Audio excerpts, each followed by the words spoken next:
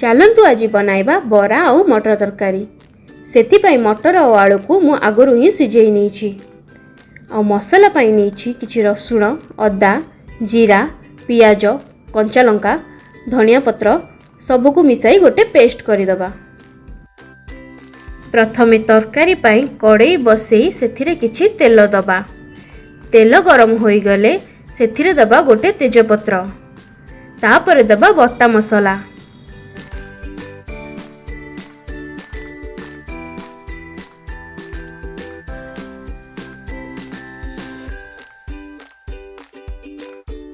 सेथिरे किछि हळदी, लंका गुंड, चिकेन मसला देई भल्ल करी गोलाई दबा।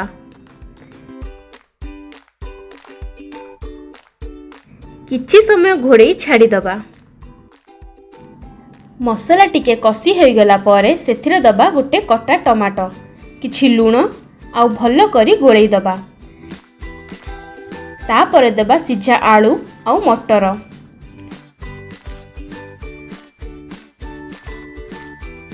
सबको भल्ल करी मिसाई दबा। तापर कभर करिकी किछि समय छाड़ी दबा।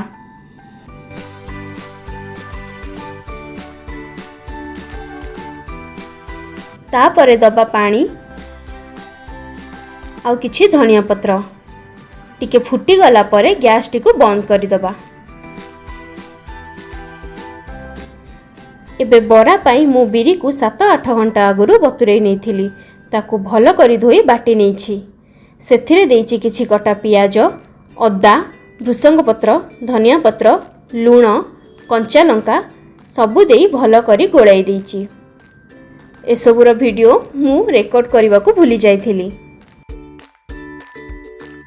एबे बरा को छाणीबा पाई प्रथमे गैस को ऑन करी कड़ाई बसैबा।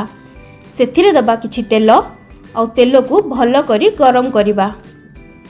गरम होई गला परे छोटो छोटो शेप रे आमे बरा को फ्राई करी नबा। गैस टिको मीडियम रे ही रखी के आमे छाणीबा, नहले बाहर क्रंची होई जिवो बट भीतरटा कंचा रही जिवो। एबे रेडी हो गला आमर बरा आउ मटर तरकारी। वीडियोटी भल लागिले लाइक करि नेबे आउ चैनल टी को सब्सक्राइब करि नेबे।